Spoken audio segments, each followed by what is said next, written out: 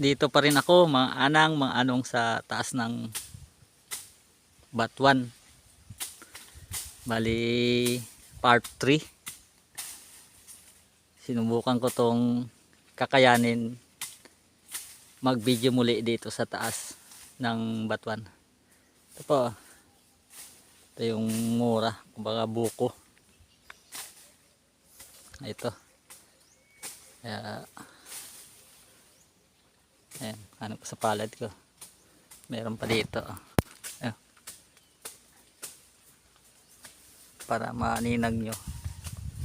Tsaka may mga ito. May mga bagong bulaklak. Ano ba? Para mapansin nyo ha. Yun. Ito yung mga bunga. Pagpasensya nyo, dito ako kumukuha ng video sa taas. Iniipit ko yung katawan ko sa mga sanga para makadepensa man lang. Baka tayo ay bigla ang bumaba o di kaya mahulog. Ayan. Ito yung kabila niyang sanga. Ayan.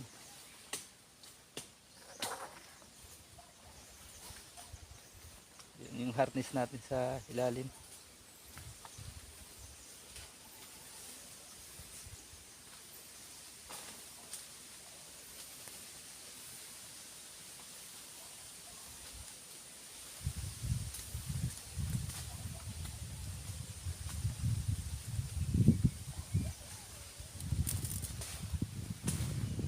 Ayan. Sarap ang simoy ng hangin. Oh, nagsiswing na tayo. Yan. Oh. Malamig. Ito ako. Bali part 3 na video ko ito. Mula kanina sa baba hanggang dito tayo sa taas. Ganda. May kwento ko sa inyo. Aktual. Na ito yung mga sanga ng Batuan sa taas. Yun. May tumutunog na biik sa baba. Ah, ayun nga sila oh. Oh. Hindi ko lang masom kasi nakahawak sa sanga ang kamay kong kanan. Ayun.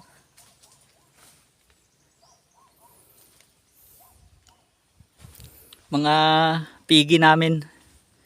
Yan ay pre-rinse. Saka practice na din namin, organic ang pinapakain sa kanila.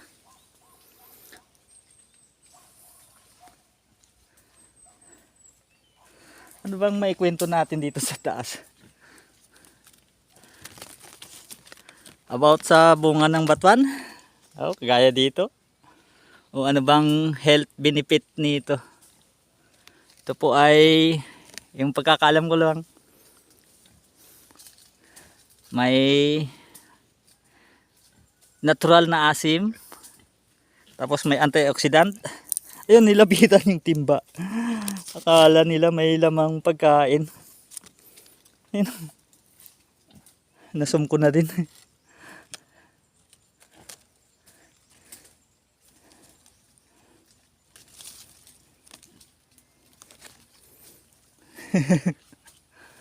Saan na ba ako? Doon sa benepisyo natin sa pagkain ng Batuan. May natural asim, tapos may antioxidant. Sabi nga nila may panlaban din tayo ito sa cancer, pero wag naman, hirap nan. Basta tulungan nyo na lang ako mag search din sa YouTube o saan ba na natin makikita ang health benefit ng batuan. May iba't iba ring variety ito. May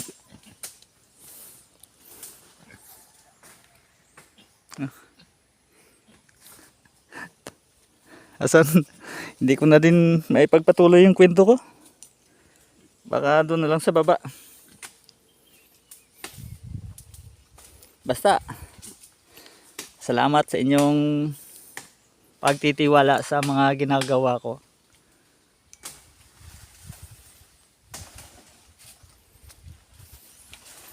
Patuloy lang tayo mga anang, mga anong sa organic farming. Ito na bakli sa bunga siguro to. Ayan din yung isa. Pero tuloy pa din ang kanyang bunga. Marami kasi. Ayan, para bumigat siguro tapos nahanginan. O sige na. Ito na yung part 3. Sana nagustuhan nyo.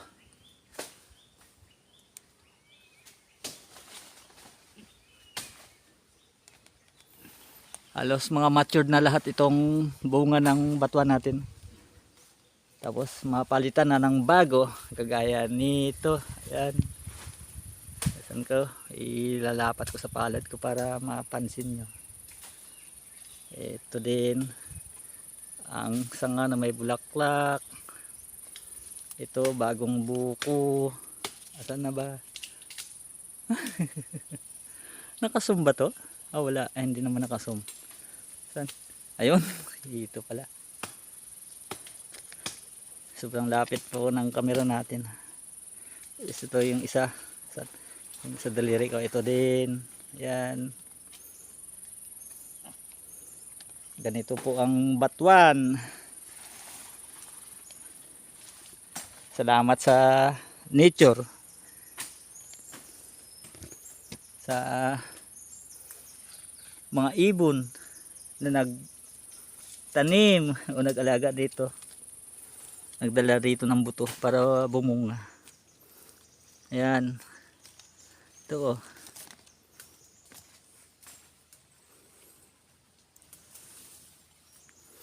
Wild po itong batuan. Dito lang tumubo. Di rin namin alam kung paano ito lumaki. Pero nililinisan lang namin yung palibot para hindi makuha yung bunga niya. Ito, gaya na dito. Mga sanga-sanga oh, nababakli. Yun din.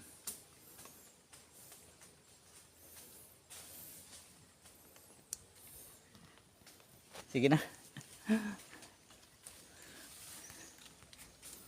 Kung ano-ano na yung pinapakita ko sa inyo.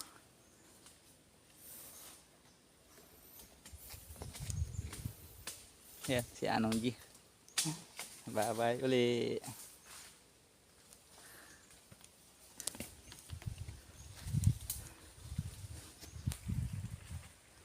Nasa taas tayo.